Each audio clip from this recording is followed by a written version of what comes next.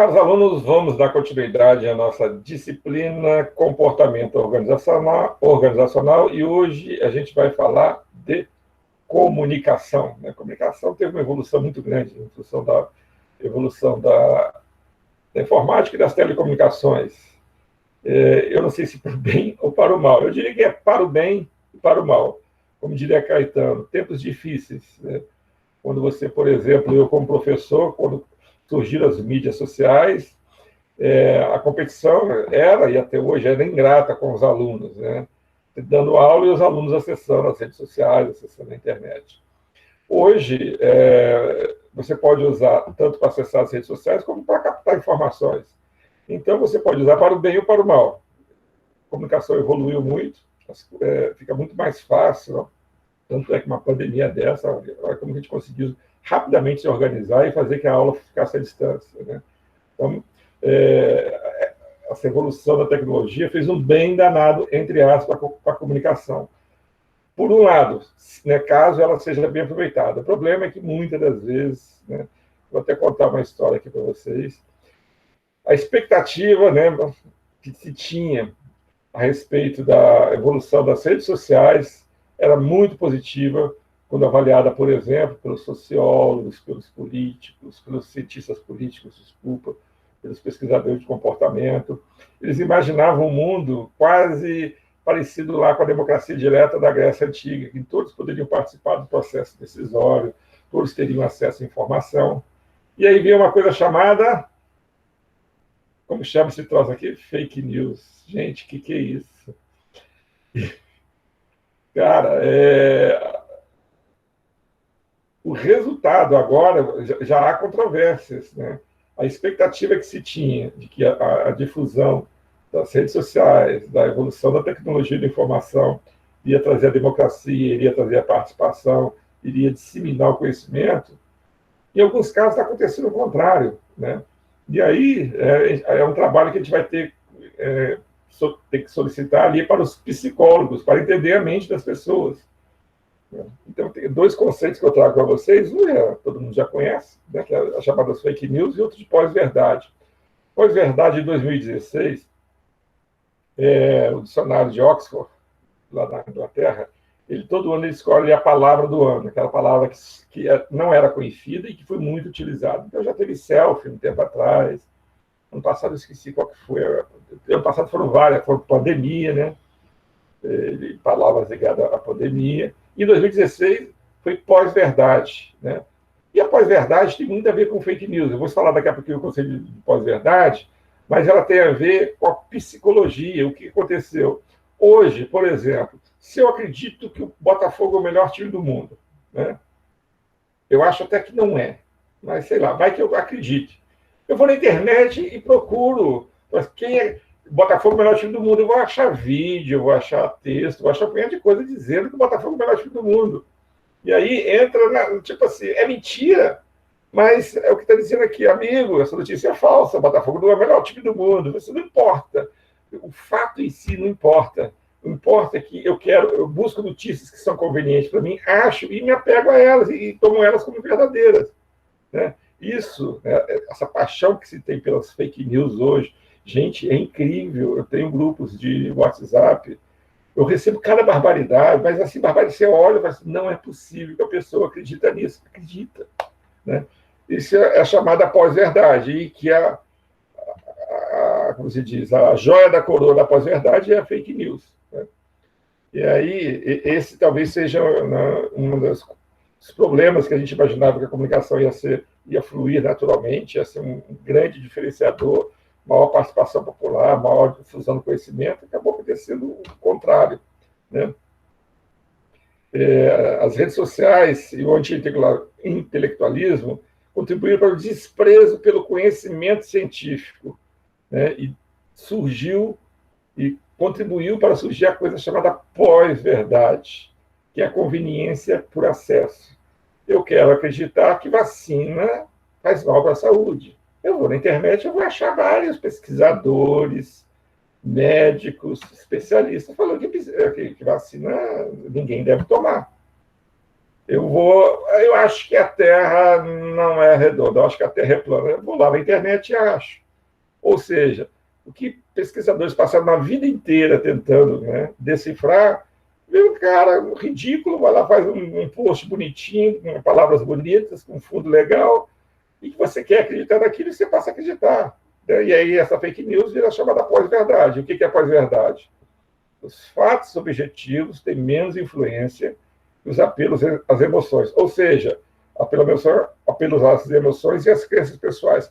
As crenças pessoais, que é aquilo que eu acredito ser verdade, se ela, quando confrontada com fatos objetivos, no passado parece, poxa, eu acreditava nisso, mas não é verdade. Hoje não. Hoje eu tenho uma crença pessoal, aí vem um fato objetivo e eu falo, não, eu fico com a minha crença. Né? Algo que é aparência verdade é mais importante do que a própria verdade.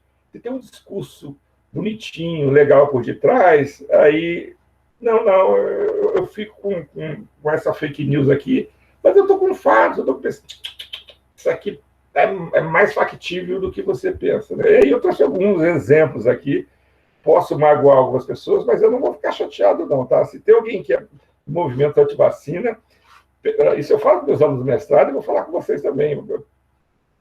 Eu acho que vocês têm que repensar seriamente estar numa universidade. Né? Porque a universidade é o lugar da luz, do conhecimento, da pesquisa. Né? Os caras se mataram para salvar vidas. Vocês estão aqui porque existe vacina, existem pessoas pesquisaram, descobriram o conceito, e aí pegaram esse conceito e espalharam para diversos tipos de doenças que matavam milhares, milhões de pessoas. Nós estamos aqui porque foi desenvolvido vacina. Aí vem um idiota e diz que vacina faz mal. Ah, pelo amor de Deus, e você embarca? Desculpa, você está no lugar errado. Aquecimento global, não está tendo aquecimento global. Agora, a coisa agora degringolou de tal jeito, é só vocês observarem. Ondas de calor, já 30, 40 anos atrás falava isso. E agora virou realidade. As ondas de calor que estão ocorrendo no Canadá, nos Estados Unidos, a Sibéria, está acabando o gelo da Sibéria. Né? Mas, não, aquecimento global não existe. No debate político, alguns diziam que o Partido Nazista era socialista e o cara afirmava de pé junto que o Partido Nazista era, pelo amor de Deus. Né? E tudo isso aqui eu já achei, mas terra plana eu ainda não vi ninguém, não. Mas, né, pelo amor de Deus, né? Acreditar que a terra é plana é complicado. E aí tem o Isaac Asimov, que é um grande escritor futurista, e eu trouxe uma frase dele que eu achei bem legal. O anti-intelectualismo, né, é alimentado pela falsa noção que a minha ignorância é tão boa quanto o seu conhecimento. É a vingança não tem a vingança dos nerds, né? Agora tem a vingança dos bocós, os caras que não estudam, que não se dedicaram, e aí tem o chamado informação fácil na internet, usar porque ele recebe da tia, e ele quer confrontar isso com fatos e evidências da ciência. Aí não dá nem para discutir, eu nem discuto. Se alguém vier falar para mim que é contra a vacina, eu ignoro solenemente. Não existe aquecimento global, idem. Partido nazista, idem. Terra plana, idem. Não dá para conversar, desculpa. Tá? E Nelson Rodrigues também tem uma frase bem interessante, e quem interpretou ela aqui, fez uma pequena adaptação, foi o Francisco Fernando Caldeira. Nelson Rodrigues disse que os idiotas tomariam conta do mundo, não pela capacidade, mas pela quantidade. Eles são muitos. E aí o Francisco complementa. Os idiotas podem ainda não ter dominado o mundo, mas certamente estão dominando as redes sociais. Ou seja, a nossa grande esperança de fluidez da comunicação acabou sendo apropriada por um grupo de pessoas que está distorcendo isso. Esse é o primeiro desafio. Né? A comunicação hoje, você tem que... ela é fundamental, ela continua sendo muito importante. Ela tem uma série de facilidades para que ela, né, se propague, né, que você possa construir uma boa comunicação. E, infelizmente, ao mesmo tempo, surgiram outros fatores, tipo a pós-verdade, tipo a fake news, que são barreiras, e barreiras grandes ao processo de comunicação. E aí é algo que eu estou trazendo para a gente pensar, para a gente refletir também sobre isso. Ainda não está nos conceitos de comunicação, mas o livro, quando foi escrito, não tinha isso ainda. Tá? Aqui tem uma tirinha, né? Bom, aqui, por exemplo, a Terra, né? Como que ela é. Essa tirinha aqui é meio agressiva, tá, gente? Eu vi no YouTube que vacinas fazem mal, melhor usar vacina homeopática. quando eu for pai, eu vou ensinar tudo isso para os meus filhinhos. Olha que doguinho fofo. Esse doguinho é lindo. Botou o travesseiro na cabeça do garoto. E aqui vamos ter o eclipse, né? O eclipse da Terra plana. É assim, olha. Então, quando tiver o eclipse lunar, aí vai ser assim. Não é do jeito que a gente vê, não. O jeito que a gente vê está errado, porque o certo é isso aqui, olha.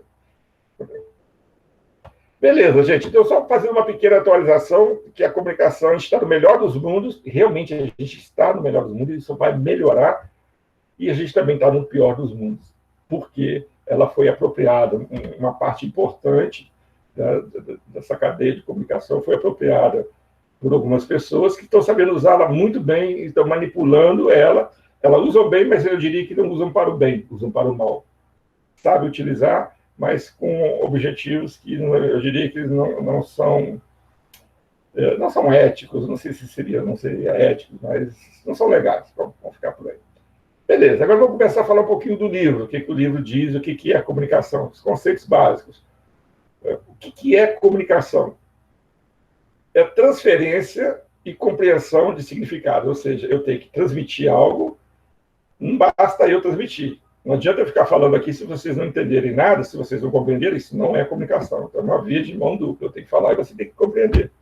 Por exemplo, se eu der uma aula em russo, se eu der uma aula em húngaro, pode ser até que alguém fale russo, mas húngaro aqui ninguém fala. Não vai ser um processo de comunicação. Por quê? Eu vou transferir e vocês não vão compreender, vou passar a informação para vocês. Então, isso não é comunicação. A comunicação é a transferência de um lado e a compreensão do outro. E tem 4 objetivos, 4 funções básicas, né? Primeiro, o que eu vou fazer? Eu vou controlar o comportamento. Então, vamos focar um pouquinho dentro das organizações. Como que eu controlo o comportamento das pessoas? Alguém chegou atrasado, eu chego e dou um esporro no cara. Provavelmente, se eu sou o chefe dele, né? Lógico, para poder fazer, eu tenho que ter poder. Deu uma chamada nele, o que eu estou fazendo? Ele vai pensar 2 vezes antes de fazer isso novamente.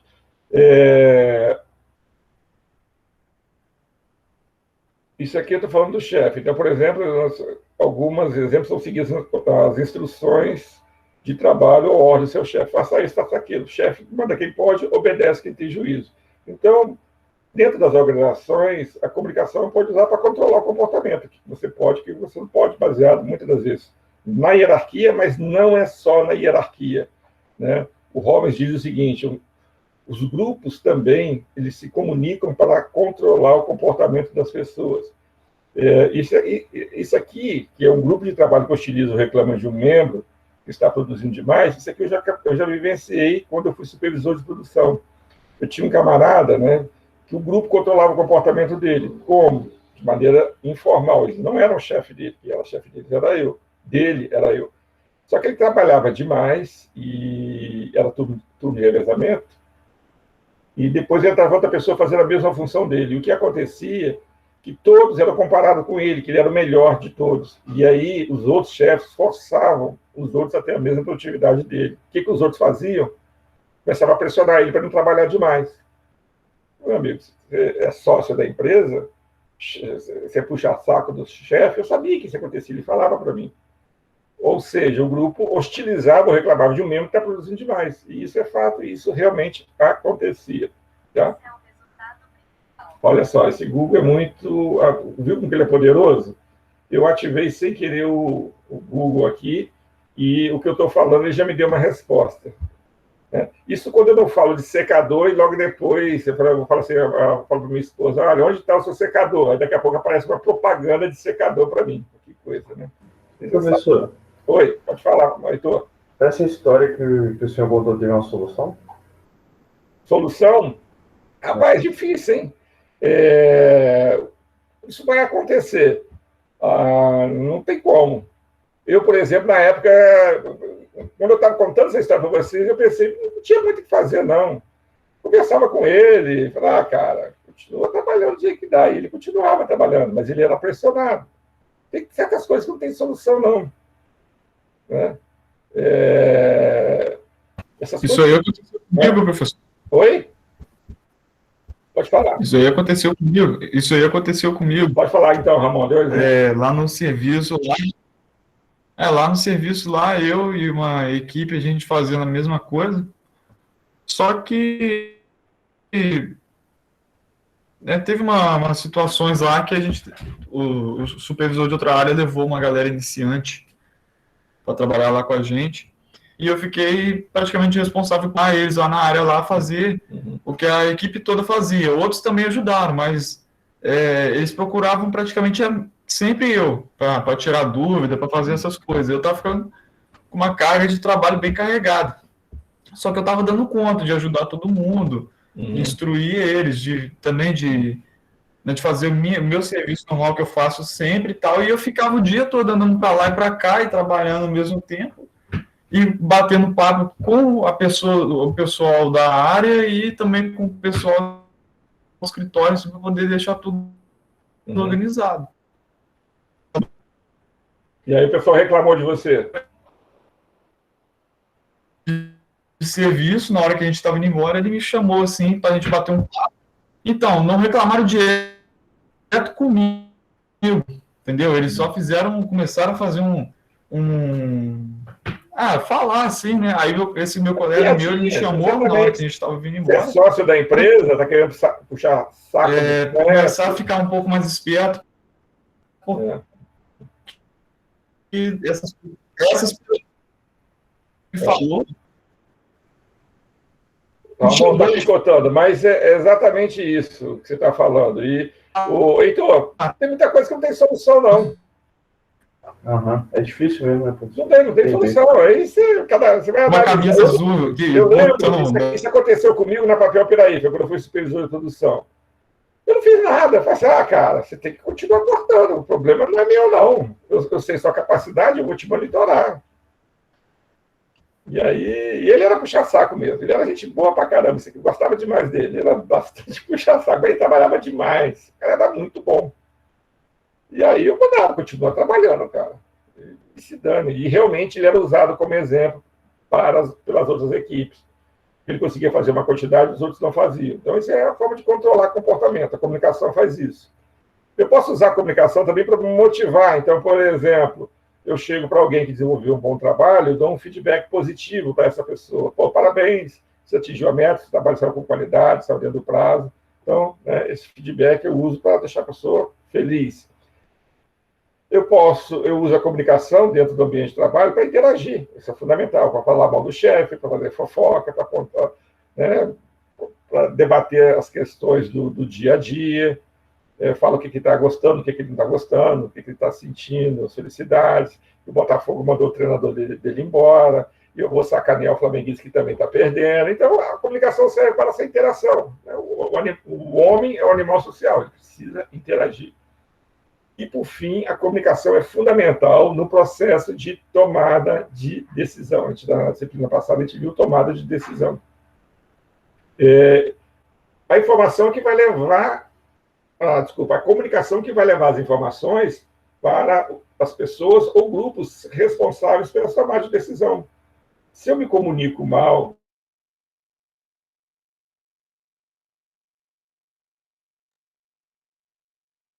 essa baixa qualidade das informações em função de uma comunicação ruim vai influenciar a tomada de decisão. Que em casa mesmo, informação ruim, às vezes, eu acho que eu falei alguma coisa para minha esposa, para meus filhos, e aí dá um contratempo danado, né? Tipo assim, olha, eu vou sair, pego vocês na volta, é questão de carro, passear, final de semana, alguma coisa assim. E aí, quando eu volto, ninguém está arrumado. Mas agora eu falei que tinha que ser a gente ia para outro lugar, mas você não falou. Ou seja, né, você tem que se comunicar para as pessoas tomarem ação, para tomar decisão do que elas vão fazer.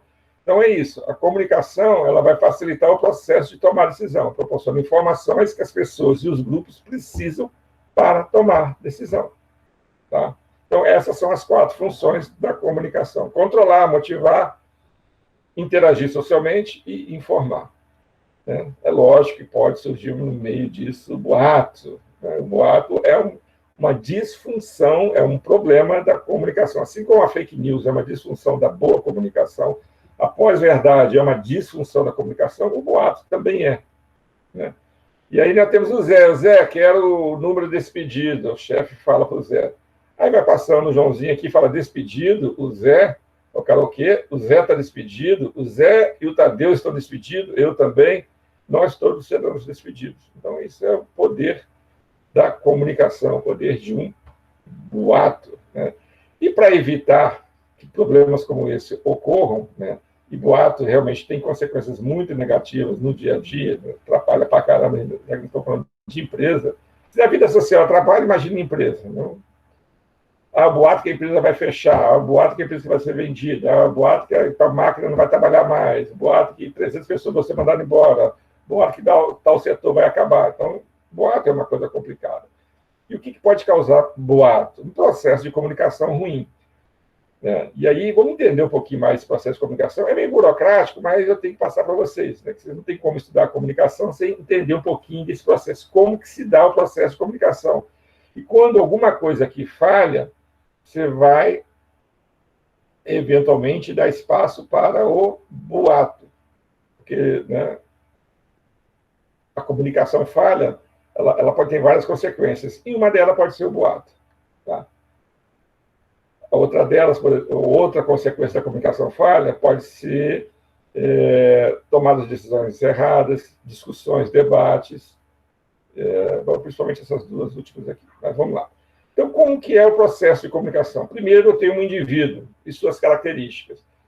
Pode ser um prêmio Nobel de Física, pode ser uma pessoa lá do interior do Mato Grosso, que vive na roça, que infelizmente não teve oportunidade de estudar, uma pessoa muito gente boa, mas muito simples e muito humilde. Então, tem que entender primeiro o emissor. Tá? Então, eu coloquei dois extremos, um prêmio Nobel e uma pessoa muito humilde, que mora lá no interiorzão do Brasil, na zona rural, e que estudou apenas até a 4ª série no nível fundamental. Pois bem, então você tem o emissor e aqui você tem a mensagem a ser enviada. Tem que se analisar isso em conjunto. Né? Primeiro, vamos ver a mensagem. Você tem a mensagem muito simples. Né? O que seria uma mensagem muito simples? Almoçar. E aí, como que eu posso, um emissor, tanto Nobel de Física, quanto um camponês do interior do Mato Grosso, pode comunicar que ele vai almoçar? Como que ele codifica isso? Aqui, olhando para mim, ó, ele faz isso. Os dois vão fazer isso. Vamos? Pronto. Simples. O cara consegue, um Nobel de Física consegue fazer isso e um camponês consegue fazer isso. Só que, às vezes, a mensagem vai se tornando complexa. E aí você tem que fazer esse link com um emissor. Tá? Dependendo das capacidades, das competências, das características do emissor, algumas mensagens ele não vai conseguir passar. Então, eu já vou falar uma que eu tenho certeza que todos vocês aqui já passaram por essa situação. Ou seja, se tiver uma mensagem para ser enviada, né, vocês são pessoas inteligentes, passaram pela Universidade Federal, mas que provavelmente vocês não conseguiram codificar. E eu vou falar ela aqui, e se alguém nunca passou por isso, por favor, me fale. Vou assistir a aula presencial aqui no campus Aterrado, e aí encontro com um amigo meu, tá começando o primeiro período que vocês estão chegando agora. Aí você conversou com uma pessoa, conversou com outra, encontra com um amigo. Como você tem mais informações, você já conversou com mais pessoas, e esse cara chegou uma semana atrasado, você já teve um contato muito bom, ele fala, e aquele camarada ali, como que ele é? Às vezes pedem para a gente escrever uma pessoa, a gente fala assim, eu não consigo escrever esse cara. Eu sei o que ele é, mas eu não tenho palavras para descrever. Está entendendo? Descrever pessoas... Eu estudo bastante psicologia, até para a questão de gestão de pessoas, estudei. Às vezes eu não consigo descrever uma pessoa. Eu sei o que ela é, mentalmente eu consigo pensar nela, mas eu não consigo codificar. Já aconteceu com vocês isso?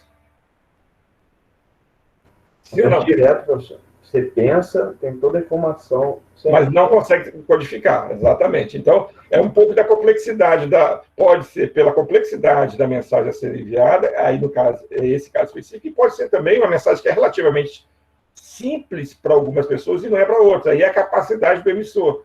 Então, algumas mensagens, alguns emissores não vão ter capacidade. Eu vou dar um exemplo aqui, eu sou professor, já tenho mais de 15 anos de experiência, eu não consigo explicar bem matemática. Não consigo. Então, por exemplo, uma coisa que eu uso muito em remuneração, que eu dou aula de remuneração também. Correlação. Cara, correlação para mim é muito claro o que é correlação. X e Y, distribuição dos pontos, a curva que melhor representa essa nuvem. Eu não consigo explicar. Eu começo a olhar para aquilo ali, olha que eu já treinei, eu tenho dificuldade. Ou seja, eu tenho uma mensagem, sei o que é a mensagem, mas eu não consigo codificar. Então, essa pode ser o primeiro problema no processo de comunicação, né? A mensagem ser complexa ou o emissor não ter a capacidade, e aí você não codifica. Mas suponhamos que não, que beleza. Consegui, eu estou pensando em alguma coisa, tem uma mensagem a ser enviada, e eu vou lá e codifico ela, pode ser. E aí codifico, quer dizer, eu já sei como eu vou transmiti-la. E aí vou escolher o canal. Quando eu codifico, eu consegui traduzir aquilo, né? Às vezes eu não consigo codificar. Quando pergunta para mim como que ele fulano de tal, a personalidade, eu sei como é, mas não consigo te explicar, eu não consegui codificar. Tá? Mas quando eu consigo codificar, eu sei exatamente. Tá tudo na minha cabeça, mas eu consigo transmitir. E aí, a partir do momento que eu codifiquei, eu vou escolher o canal que eu vou usar. Isso também é fundamental, né?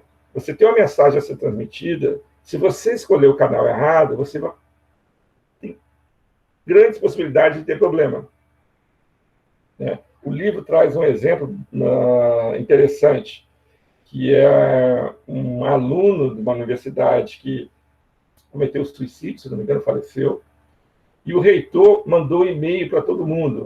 Hoje, né, na época não tinha WhatsApp, é como se fosse WhatsApp. E aí o que aconteceu? Houve uma reclamação muito grande, que as pessoas, tipo assim, se abre o seu e-mail, fulano de tal faleceu, o cara era muito querido. E aí o pessoal reclamou, falou assim, olha, isso não foi o e-mail adequado, né?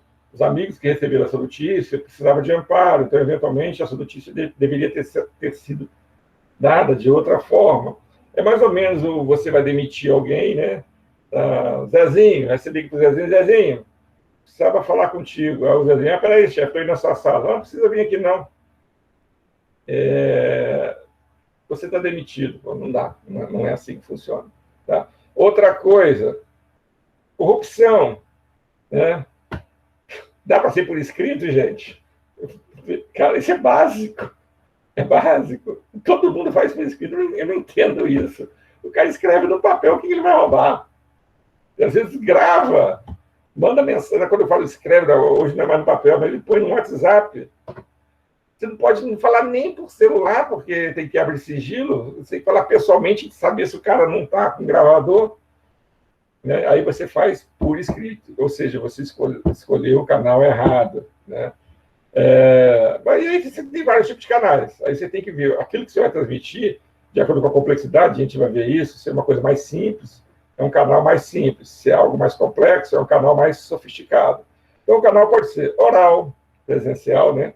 Escrito, pode ser pessoalmente, por telefone, pode ser não verbal, esse que eu falei, vamos almoçar, é uma mensagem extremamente simples, eu posso usá-la não verbal, tá? Beleza. E aí a gente passa para o outro lado, que a comunicação só se complementa se eu falar, ou não é falar, desculpa, eu transmitir o que eu codifiquei e a pessoa entender, né? O receptor entender, então a mensagem recebida. E aí o cara ele vai ver o que você falou, né, e vai receber a mensagem. Ele pode entender certo e pode entender errado. Você pode falar A, ele pode entender B. Aqui eu falo de um caso de um amigo da minha esposa, né? Na verdade, ele é muito amigo do irmão dela, não é meu amigo, não. Nós já brigamos, mas ele é muito estressadinho. Consegue ser mais estressado que eu. Mas o que aconteceu? Um bom tempo atrás, ele foi para o Nordeste e estava lá passeando, Fortaleza, se não me engano, uma das capitais do Nordeste. Mas já tem bastante tempo isso, né? Hoje, os serviços no Brasil, de forma geral, não é bom. Naquela época era um pouquinho pior. Então, o garçom, você faz o pedido, ele traz errado, ele demora, tudo enrolado. E ele era muito estressado, ele estava de férias, mas não conseguia relaxar. Aí, o que ele fez? Ele chamou o garçom, fez assim, olha, garçom, eu vou te dar um feedback. O garçom jogou a bandeja para fazer feedback aqui, você não vai me dar, não, porque eu vou te dar e enfiar a porrada na sua cara. Por quê? O garçom não sabe o que é feedback. Ele nunca ouviu falar isso. Então, o receptor, a mensagem que ele recebeu, aquilo era um palavrão para ele. Era literalmente um palavrão. Né? E aí, né, o que ele fez? Ele decodificou a mensagem e deu o feedback. O feedback foi: vou te enfiar a mão na cara antes que você me dê o feedback. Na verdade, a palavra até é comum aqui, feedback. Tá? E aí, eu vou falar vou dar um outro exemplo. Eu dou aula para vocês da graduação. Eu já fui convidado para dar palestra para o pessoal do nível médio. Eu dou aula para o mestrado. Eu faço apresentações em congresso. Eu uso a mesma linguagem para esses grupos diferenciados? Não. Quando eu dou uma palestra, por exemplo, para o pessoal do nível médio, é outros termos que eu uso, é outra forma de me comunicar. Quando eu vou para um congresso, é outra forma de me comunicar. Por quê? Eu estou me adequando aqui, ó. Essas pessoas têm que entender o que eu estou falando. E, eventualmente, se eu usar os mesmos termos que eu uso lá no congresso para falar com o pessoal do nível médio, eu não vou ser entendido. Se eu usar os mesmos exemplos, porque eles têm experiências diferenciadas, eles têm capacidade diferenciada. E aí eu tenho que codificar e usar canais mais adequados para essas pessoas que vão receber a mensagem, para que elas recebam da forma mais fidedigna possível. Exatamente aquilo que eu quero transmitir para eles. E aí, beleza, então tem a mensagem decodificada e tem o feedback. E aí, vai para mim. Se eu fizer, olha só, simples, pensei, quero almoçar, codifiquei, convidar alguém para almoçar, não oral, fez isso. O cara pegou, fez assim para mim, acabou a comunicação. O feedback é, ele entendeu que vai almoçar e ele vai almoçar comigo. Tranquilo, acabou. Vamos complicar aqui um pouquinho. Eu dou aula de políticas públicas e uso alguns textos bem puxados, bem pesados, que a compreensão é mais complicada. E aí, o que eu faço? Eu uso esse sistema aqui para saber se está indo. Na graduação é mais complicado, porque são muitos alunos, mas no mestrado, são uma turma com 5, 6 alunos, eu consigo fazer isso. Eu vou lá, leio o material, leio vários artigos, codifico, que já não é fácil, uso o canal, e aí eu vou usar diversos canais, eu vou falar, eu vou dar texto, eu vou fazer um punhado de coisa. E eles recebem a mensagem, decodificam a mensagem. E esse feedback tem várias formas de eu receber. Uma delas é que eu costumo, normalmente eu dou 4 horas direto de aula, a última meia hora eu peço para eles fazerem um resumo da aula. Falo assim, fecha o caderno, quando é presencial, fecha o caderno e escrevam tudo que vocês lembram agora. E aí depois eu leio. Para quê? Para saber se o que eles estão entendendo é exatamente o que eu estou falando. E às vezes não. Às vezes eu estou falando A, o cara está entendendo Z. E o problema pode ser meu e pode ser deles. Aí eu analiso. Aí na aula seguinte eu venho e falo, gente, eu falei isso. Eu não sei por que vocês entenderam isso. Não é isso. E aí, está entendendo o que eu estou falando? Isso aqui é uma forma sistemática de eu receber feedback. Mas não precisa ser só esse feedback, digamos, só esse feedback formal. Eu, quando estou dando aula, por exemplo, presencial, eu fico olhando para a cara dos alunos. Os alunos, a maneira como eles olham para mim, se eles começam a olhar mais no celular, se eles começam a ficar mais espertos, começam a abrir a boca, eu tenho que mudar a minha dinâmica. Isso é um feedback. Né? Feedback são várias formas da gente receber. E quais são as barreiras para uma boa comunicação, né, que são chamados ruídos? Eu tenho tudo aqui na codificação, na mensagem decodificada, tudo isso. Percepção, a pessoa, eu estou falando A, ela entende outra coisa, muitas informações, e aí dá ruído, você não consegue processar tudo. Semântica, palavras similares. Eu estava revisando um artigo com um professor aqui e teve um erro de semântica grave. É por isso que a gente bota para revisar. É uma palavra muito pouco utilizada e que ela tem 2 termos. Um que é a utilização comum e outra que é a utilização na área pública. Como eu atuo na área pública também, eu falei assim, olha, essa interpretação sua está errada. Ou seja, o texto, ela estava escrevendo algo totalmente errado porque ela teve uma percepção, ela recebeu totalmente errada de um artigo que ela leu. Tá?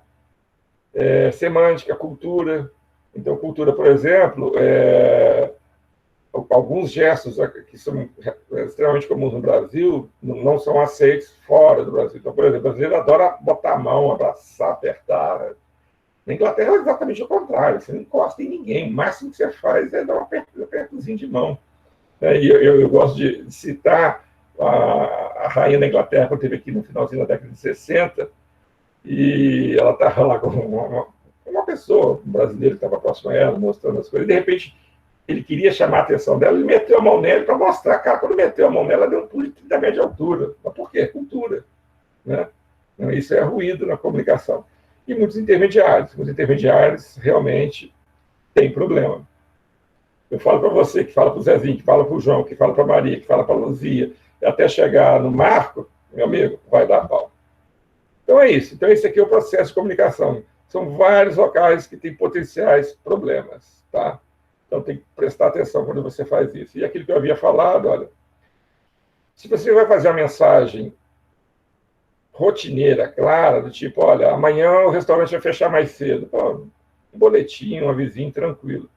Se você vai dar uma mensagem do tipo, vamos fechar uma parte da linha de produção, não dá para ser via boletim. Né? A mensagem ela é não rotineira, não acontece todo dia, e ela pode dar dupla interpretação. Ela é ambígua. E aqui que você faz? Você usa o canal mais rico. Se é rotineiro, usa o canal mais pobre. O que é o canal mais pobre? Boletim, folheto, essa coisa. E qual é o canal mais rico? Face to face. Olhar na cara das pessoas. Essa é a forma mais rica que tem que se comunicar. E aqui você tem os intermediários, memorandos, e-mails, telefone, cara. Tá legal? Bem rapidinho. Comunicação interpessoal, vantagens, né? Você tem aqui a comunicação oral, comunicação escrita e a não verbal. Né? Quando eu converso, qual é a vantagem? É rápido e o feedback é imediato. Estou falando e já estou vendo a reação da pessoa, tranquilo. Qual que é a desvantagem? Cada pessoa interpreta a mensagem da sua maneira. Você vai falar, entendeu Z, depois ela volta, faz tudo errado. Mas eu falei para você fazer isso. Mas eu entendi isso. Beleza. A comunicação escrita tem umas vantagens e outras desvantagens, né? A comunicação escrita evita esse último erro, né? Eu escrevi que é o que você tem que fazer. Então, ela é tangível e verificável. O problema é que consome mais tempo. Escrever demora pra caramba. Então, assim, organizar as ideias, né, ver e tal, aquela coisa toda, não é fácil. Então, a comunicação oral, vantagem e desvantagem, comunicação escrita, vantagem e desvantagem, e a comunicação verbal, muitas das vezes, mais importante do que esses dois. Ou seja, o seu corpo fala. Todo e qualquer movimento corporal tem um significado, tá? Então, por exemplo, hoje eu estava preparando a aula e eu vi uma reportagem do vídeo que eu tenho, que é o cara o maior especialista em comunicação. Vou ver se eu passei vídeo hoje para vocês.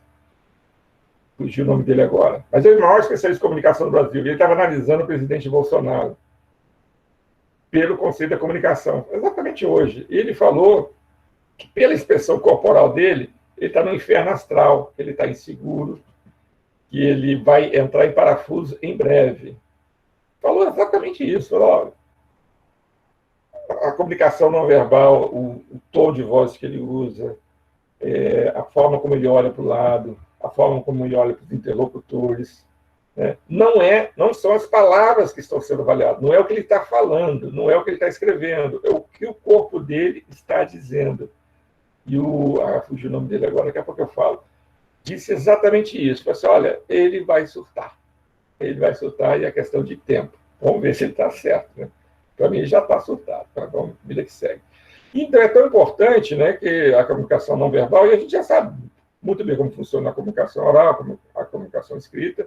Vamos dar um foco um pouco mais na comunicação não verbal.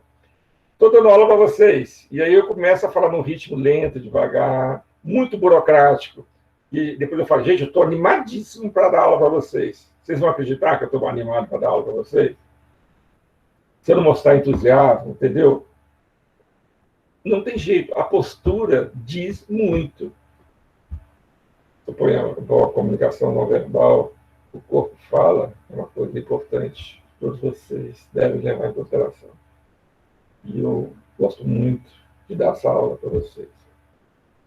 Não cola. A postura, o jeito. Você vai ser atendido no INSS por alguém, a pessoa está lá, ela pode até te atender bem, mas se ela estiver com a mão na cabeça, olhando assim, tudo alto, e falar assim, pô, pode falar, eu estou te ouvindo. Cara, a primeira coisa que você vai pensar, pô, esse cara não está nem aí para mim e você mal atendido. Outra coisa, toque de mão. O próprio toque de mão, o corpo já está falando. Dá para saber um pouquinho da sua personalidade. Se você aperta a mão num aperto normal, se você aperta muito timidamente, que é um sinal que você, né, talvez tenha dificuldade de se expressar, ou quando você aperta muito, talvez seja você um pouco mais dominador. O toque de mão. Contato visual. A namorada ou namorado deu uma saidinha e, vamos lá, eu tenho uma namorada e E aí ela estava de carro, me deixou em casa, e eu descobri que a danadinha saiu, né? Foi para Gandaia. E aí, no dia seguinte, ela chega perto de mim e fala: você saiu ontem à noite. 70% das pessoas, ou a maioria das pessoas, a maioria, porque tem artista, não consegue mentir olhando nos olhos. Quem consegue mentir olhando nos olhos são os artistas, tá? E aí você vai falar assim: você saiu? Se a pessoa não for artista, ela olha para o chão, ela não consegue, ela olha para o lado, não, eu não saí, não. Vai coçar a orelha, ela vai dar, o corpo vai dizer que ela está mentindo. E uma das principais formas é o contato visual. Quando você não está à vontade com uma pessoa, ou quando você está mentindo, você tem pessoas normais têm dificuldade de estabelecer contato visual. Agora tem artista mentiroso nato, esse sim, do jeito que vier, ele mata no peito, ele vai olhar para você, ela vai olhar para você e vai dizer: eu não saí. Quem te falou isso falou errado. Então, mas isso aí é minoria. Então, contato visual. Expressão facial. Então, essa mesma namorada te chama para você, como ela deu um rolê à noite, como se diz, para amenizar a situação, chama você para almoçar na casa dela, que a mãe dela vai fazer um prato especial só para você. Aí eu chego lá, e aí, o que tem? O que a sogrinha fez? Frango com quiabo. Gente, eu sou apaixonado com frango com quiabo, mas suponhamos que eu não gostasse. Quando você olhar para o frango com quiabo, vai dar uma tristeza. Então, o seu corpo, o seu rosto, ele vai ficar assim. Ele fica triste. E aí a sogrinha vai perguntar: você gosta de frango com quiabo? Você vai olhar para ela: adoro. O que você está falando, eu adoro, porque até para agradar. Você não vai na casa da sogra e desagradar. Mas só que o seu rosto está dizendo outra coisa, a sua expressão facial está dizendo outra coisa. E a aparência também, né? A aparência tem muito a ver com o mundo profissional. A forma como você se veste, você é avaliado por ela. Eu acho até que, infelizmente, eu nunca tive muita preocupação com a aparência, mas os meus chefes sempre chegavam para mim e falavam: você tem que andar melhor vestido. Então, quando eu estava na Souza Cruz, eu ia de calça jeans desbotada, meu chefe proibiu eu de ir de calça jeans desbotada.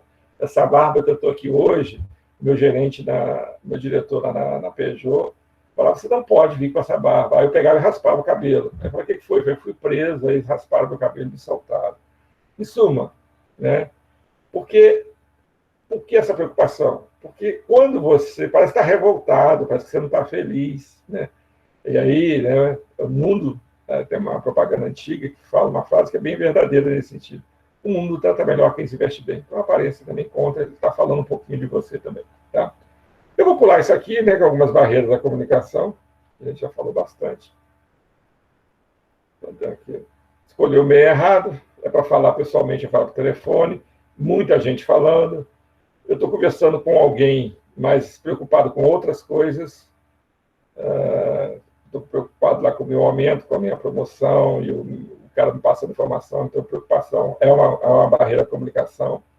Preconceito e status, eu trato os dois. Então, tem chefe que não gosta de conversar, eu já cansei de ver isso.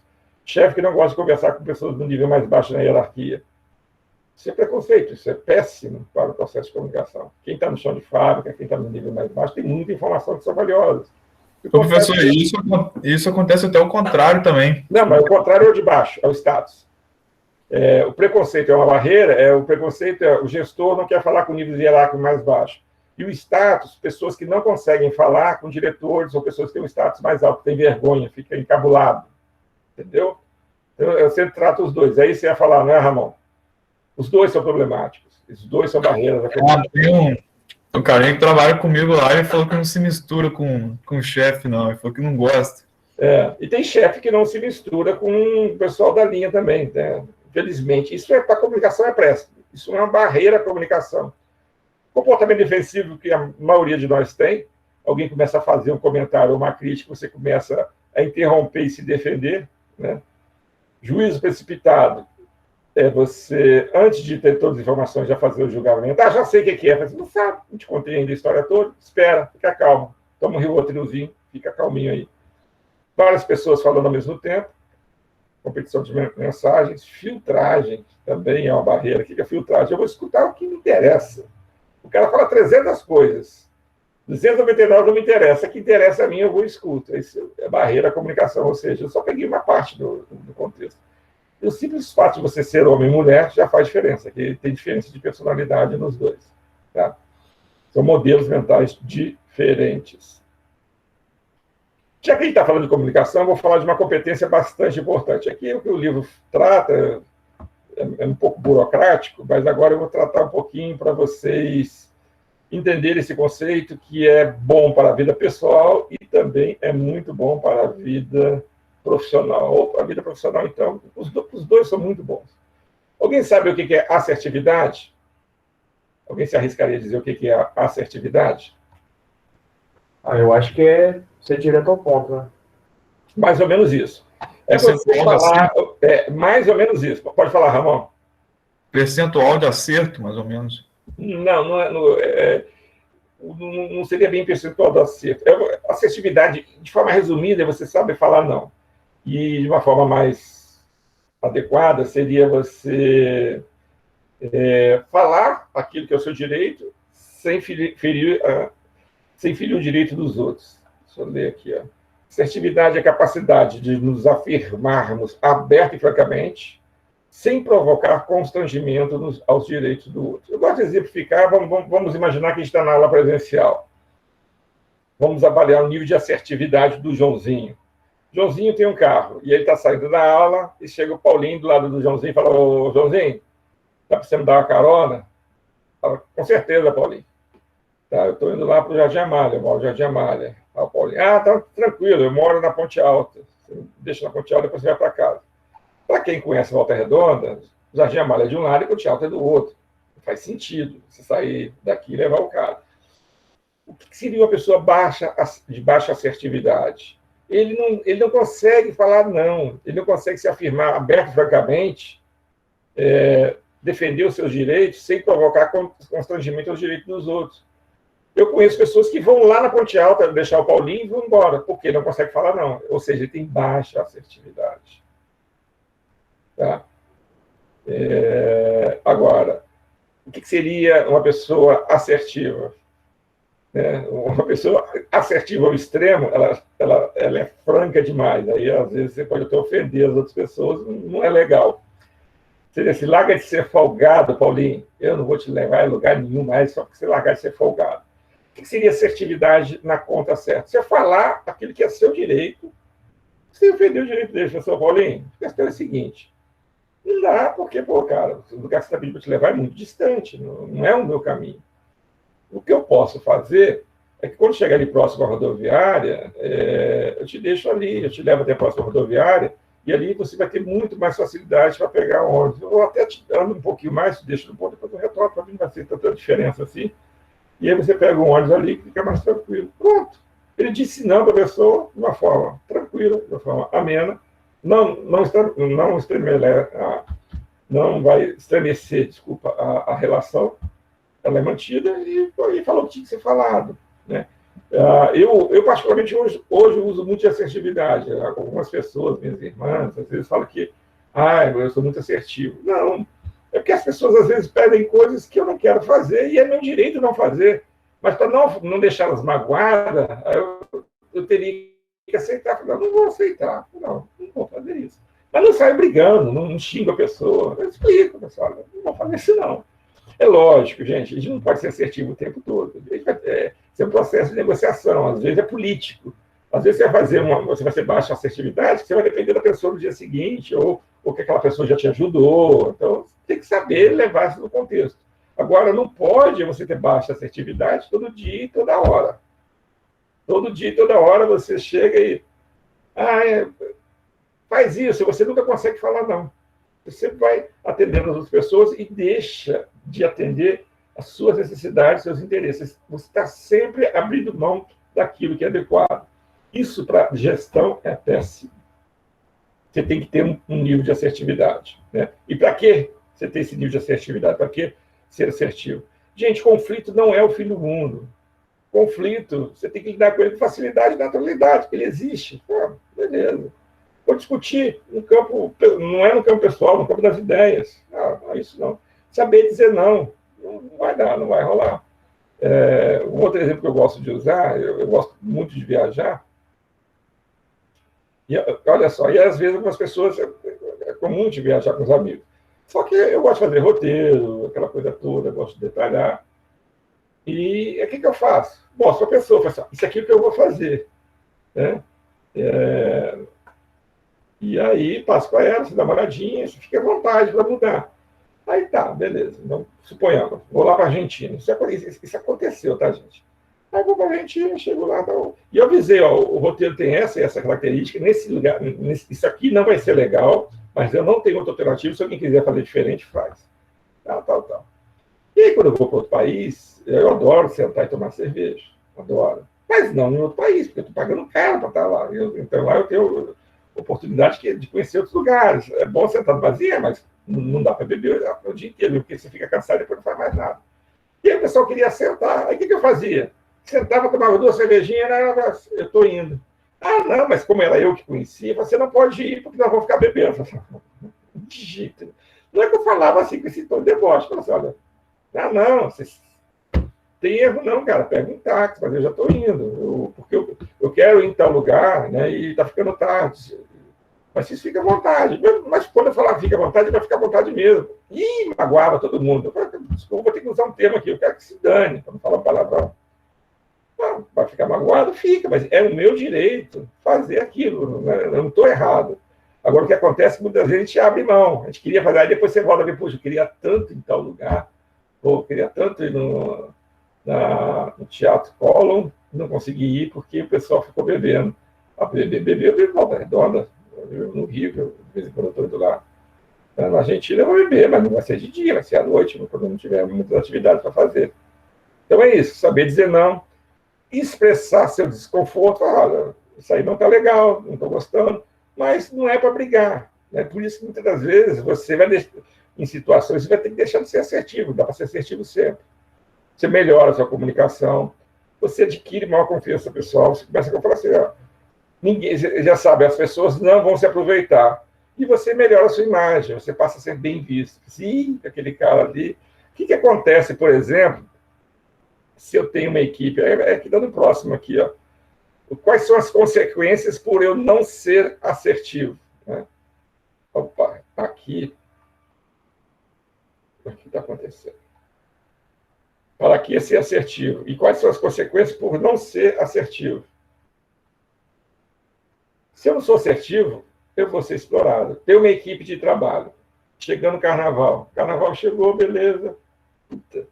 Alguém vai ter que vir aqui trabalhar. Aí você olha, 10 pessoas na sua equipe. Quem é que eu vou mandar vir aqui sábado, domingo e segunda de carnaval? Aí você olha para o cara menos assertivo, aquele que aceita tudo, fica puto da vida, pela vida, mas vem. Fulano, vem cá. Cara, tem jeito, você vai ter que vir aqui, ó, sábado, domingo e segunda trabalhar. Ah, mas eu ia viajar, fazer. Não tem jeito. Ou seja, você vai ser explorado. Porque as pessoas já sabem que você não é assertivo, você não consegue falar não. E aí, você não gosta de ser explorado. Você fica chateado, mas você não consegue se exprimir, né? Você não consegue falar o que você está sentindo. Então, você acaba somatizando, né? A internalização. Você passa a ter uma gastritezinha, coceira, passa aí dessa gastrite vira uma úlcera, e, eventualmente, pode virar até uma depressão. E você não sendo assertivo, é um comportamento servil apagado e dependente. E você não vai ser escolhido para cargo importante. Se você não é assertivo, né, você tem que tentar melhorar isso. Por quê? Porque na gestão, na administração, pessoas que não têm assertividade têm dificuldade de ascender. Né? O cara não consegue dar ordem. Você dá uma ordem, o cara fala, não, você entuba. Entendeu? Então, assertividade é um conceito bastante importante para qualquer profissional. Tranquilo, gente? Estou falando um pouquinho rápido, mas beleza. E aí eu vou fechar a aula de hoje com esse termo, feedback. Alguém sabe o que é feedback? Tem uma palavra que resume bem o que é feedback. A palavra é essa? Retorno. Então, o que é feedback? Consiste em dar informação à pessoa sobre o desempenho dela, como que ela está indo, as condutas, o que ela tem feito, o comportamento dela, alguma ação. E para que eu faço isso? Pode ser para reforçar, não está escrito aqui. Ah, não, está escrito assim. Para reorientar, se eu achar que está inadequado. E para estimular o comportamento, se eu achar que está no caminho certo. É isso, um feedback. Feedback de reforço ou um feedback de reorientação. Eu costumo dizer, para não confundir feedback com feedback. Às vezes a pessoa vem te dar uma reorientação, alguma coisa nesse sentido, mas não é feedback. O que diferencia o feedback do feedback? A pessoa que está querendo te ferrar. No feedback, a pessoa ela não está querendo a sua melhoria, ela não está preocupada com você, é interesses individuais dela e ela está tentando usar você. Então, por exemplo, ela pode estimular você a ter um comportamento rebelde com uma outra pessoa do grupo, da equipe, não porque você deveria realmente ter um comportamento mais firme com aquela pessoa, é porque ela não gosta daquela pessoa e quer isolar ela. Então, isso não é feedback, isso é feedback. Não sei se vocês conseguirem entender. Tá? Então, a primeira coisa que você tem que olhar para o feedback é: essa pessoa é do bem, ela quer me ajudar? Então, beleza. Tá? Então, vou ouvir. Essa pessoa é do mal, é cretina, é mau caráter? Cara, entra no ouvido e sai pelo outro, porque não é feedback. Tá? Beleza. É difícil dar feedback? Dificílimo. Primeiro problema, as pessoas acham que elas são mais do que efetivamente elas são. O que isso quer dizer? Fizeram uma pesquisa disfarçada. Faziam várias perguntas, tinha um formulário que você tinha que responder, e no meio falava assim: Madre Teresa de Calcutá, você acha que vai para o céu? Aí você fala sim ou não. Para quem não conhece Madre Teresa de Calcutá, está quase virando santo, acho que até já virou, já foi beatificada pela Igreja Católica. Ela trabalhava com crianças pobres na Índia, e ela trabalhava principalmente na questão de saúde, né? Investia em hospitais para poder atender essas crianças. Bom, tem gente que não gosta dela, eventualmente acha que é um serviço assistencialista, sei lá, acha que ela não vai para o céu. Eu acho que ela vai para o céu. Beleza. E aí, no finalzinho, né, perguntava assim: e você acha que você vai para o céu? Olha só que coisa interessante. Quando perguntava se achava que a Madre Teresa de Calcutá ia para o céu, 80% das pessoas diziam não, ela vai para o céu. Então tinha 20% que dizia que ela não iria para o céu. Quando eu perguntava, você vai para o céu? 90% das pessoas pesquisadas diziam que iriam para o céu. Sabe o que isso quer dizer? Que elas se acham melhores do que a Madre Teresa de Calcutá. Ou seja, é exatamente isso que eu estou tentando dizer para você. Eu sou um cara 70 e acho que sou 80. Eu sou um cara 50 e acho que sou 70. Eu acho que eu sou mais do que efetivamente sou. Eu tenho um tipo de beleza, eu acho que eu sou mais bonito que eu sou. Eu tenho um nível de inteligência, eu acho que eu sou mais inteligente que eu sou. Eu tenho um nível de resposta de resultados da empresa e acho que os meus resultados são melhores do que efetivamente são. O que isso implica para o feedback? Você tem alguém na sua equipe, né? E essa pessoa, se ela seguir a tendência, ela acha que ela é mais do que efetivamente ela é. Se ela é nota 7, ela vai achar que é nota 8. Aí você chega na avaliação de desempenho, vai dar um feedback para essa pessoa, dizendo o que ela fez de bom, o que ela precisa melhorar. Quando você fala no que ela precisa melhorar, suponhamos que você seja um excelente chefe e vai dizer exatamente o que ela precisa melhorar. Você acertou certinho no perfil dessa pessoa. Só que o certo para ela não é bom. Porque na autoavaliação dela, ela acha que é mais do que efetivamente é. Ou seja, você fez a avaliação certa, mas ela acha que você está subestimando ela porque ela acha que ela é mais. Então, isso já é a primeira dificuldade do feedback. Mas ela não é a única. Tá? Tem várias outras.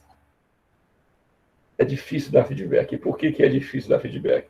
A gente teme a reação dos outros. E aí você conta mentira, igual o Garfield está contando aqui. Tão bonito, tá lindo. Né? Depois põe a língua para fora. No Brasil, né, na nossa cultura, é percebido como crítica. E aí tem implicações emocionais, eu posso ficar magoado, sociais, né, questão de interação, né, em termos de amizade.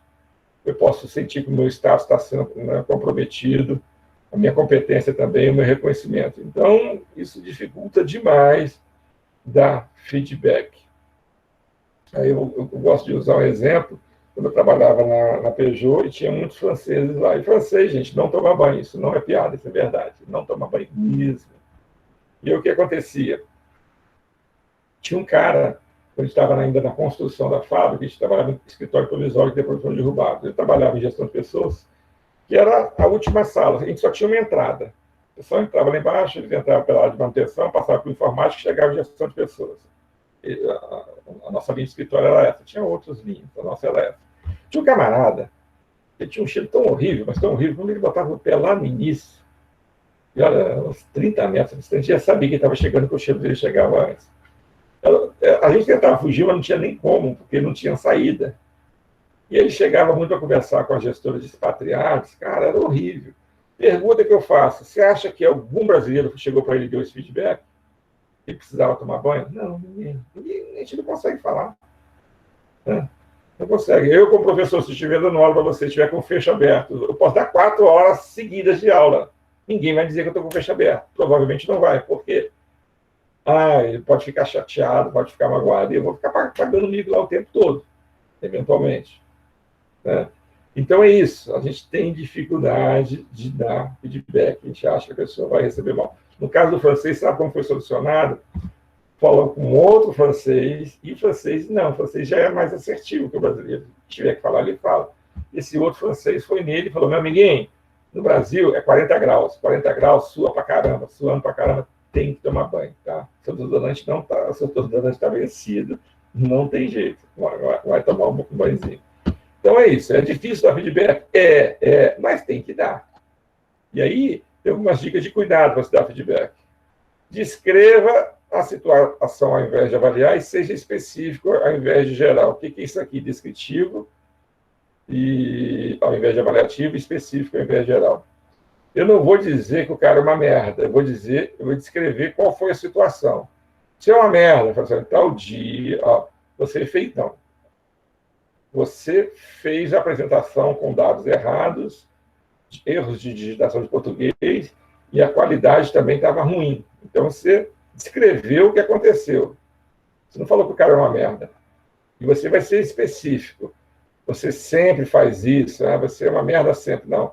Isso aconteceu na reunião com a direção no mês passado, mais especificamente no dia 15. Porque para sair do campo da subjetividade, do campo pessoal, para sair do campo pessoal e ir para o campo mais objetivo. Né?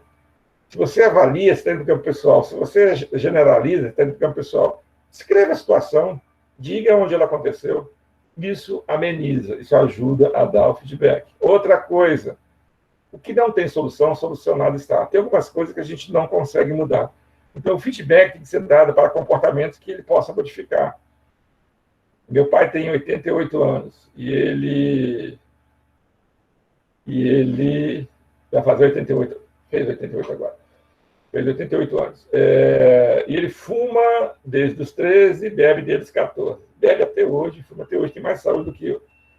E a minha mãe não gosta que ele fume, principalmente que ele fume. E aí, o que ela faz? Dá feedback para ele. Vai fumar de novo? Fumar faz mal para a saúde, é isso e aquilo. E aí, quando eu vou na casa da minha mãe, todo final de semana eu vou lá, eu vejo ela fazendo isso. Uma vez eu cheguei e falei, mãe, para. Vamos lá, o pai fuma desde quando? Desde os 13 anos. Né? Ele já tentou parar? Já tentou, meu filho. Eu sei, pai. Eu já levei ele ao médico. Ele já usou aquelas fitas adesivas, ele foi um psicólogo. Ele não consegue parar, não consegue. Esforçou o suficiente. Então, agora, quando você fala para ele não fumar, ele vai diminuir? Não, não vai. Então, você está falando, não faz sentido. Então, ele não vai mudar o comportamento. Sabe o que vai acontecer? Ele vai fumar mais ainda. Então, o que não tem solução, solucionado está. Ele acendeu o cigarro, fica quieto, deixa ele fumar. Não perturba, porque só vai piorar. É mais ou menos isso. Olha, você olha para uma pessoa, você fala, pô, tem um feedback para dar para essa pessoa. Né? E aí, você, cara, mas esse cara não muda nunca. Eu vou dar murro em ponta de faca. Quer saber de uma coisa? Deixa quieto. É chato, não, mas de vez em quando a gente tem que fazer isso. Eu estou ficando velho, meus amigos também estão ficando velhos, a maioria deles não muda. E acontece isso. Eu vejo, olho para a pessoa e não vai mudar, não. Deixa quieto. Vai ficar magoado comigo, não quero ninguém mais magoado comigo, não. Outra coisa, né? Solicitar ao invés de imposto. Se alguém te pede um feedback e você tem coisas para falar para ele, não perca a oportunidade, dê o feedback. Tem que ser oportuno, né? Se é elogio na frente de todo mundo, e se é uma crítica reservada. Isso é lei básica. E também não pode demorar muito, né? Você vai falar alguma coisa, eu vou falar com meu amigo, eu estou chateado com você. Eu também estou. Muito chateado. O que eu fiz para você? O que você fez para mim? Você não lembra, não? Há 5 anos atrás? Então, 5 anos atrás não se dá feedback de 5 anos atrás. Então, tem que ser próximo do evento. Se for elogio, na frente de todo mundo, e se for uma crítica, reservado. E assertividade, né? Falar o que tem que ser falado sem ferir o direito dele. Você não pode humilhar uma pessoa, magoar uma pessoa. Né? Realmente a gente não tem esse direito, não. E para receber, para dar feedback, é isso aqui. Agora, você também vai ter que receber. E aí, meu amigo, vai ter que ouvir cuidadosamente, não tem que interromper. Vai incomodar muito, é doloroso? Bastante. Respira fundo e relaxa. Aqui, eu tenho uma experiência para contar para vocês. Eu fui prestar consultoria, eu já estava na UF, e eu posso prestar consultoria até 30 horas por ano, já falei isso com vocês. Uma das que eu prestei foi lá na Votorantim, na época Votorantim. E aí, o que aconteceu? Eu ia ministrar um treinamento, e esse treinamento, o que tinha nesse treinamento? Eu assisti, a pessoa desenvolveu o treinamento, eu trabalhei em equipe, ela ministrou, eu li o material, ela explicou para a gente, depois eu fui lá ministrar, ela me viu ministrando e me deu um feedback. E aí, quando foi receber o feedback dela, o que aconteceu? Ela quase não fez nenhum elogio para mim. Ela sentou o pau.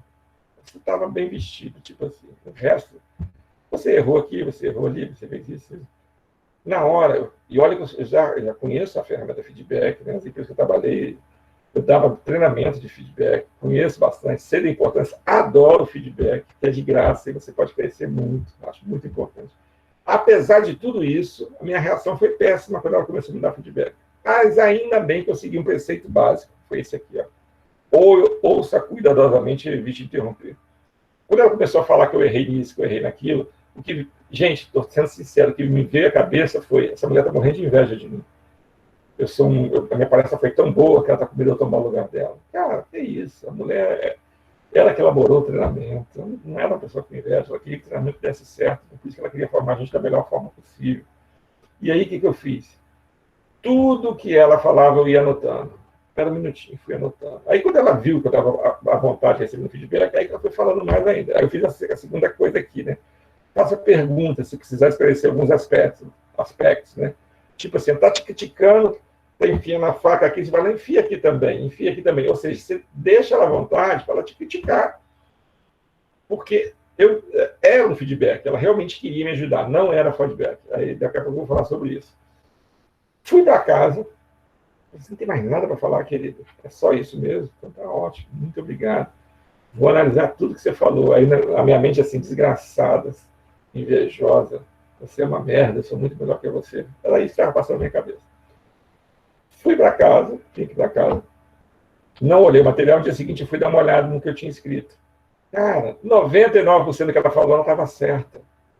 E eu, com cabeça fria, né, sem a questão passional, olha só, a questão passional. Eu falei, ela está certa. Aí eu peguei, fiz os ajustes, né?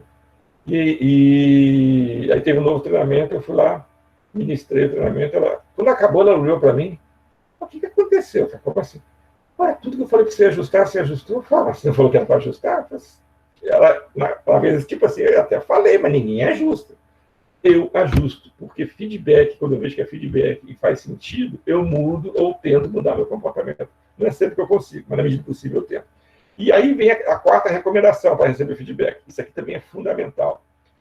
Reconheça o que é correto e adequado no feedback. No caso dela, eu reconheci que 95% era adequado, mas pode ser que não fosse assim. O que quer dizer?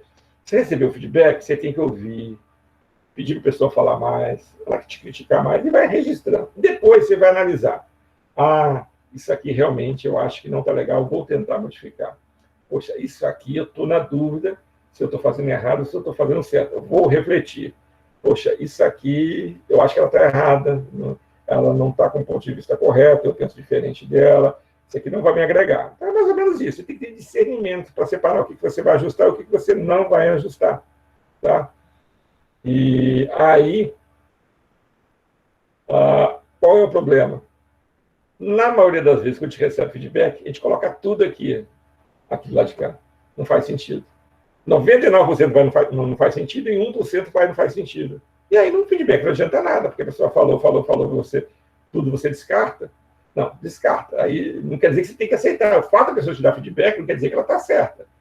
Mas quanto mais preparada a pessoa for, mais amiga ela for, mais ela te conhecer, mais conhecer do assunto, mais rico vai ser o feedback dela. Mais você tem que prestar atenção.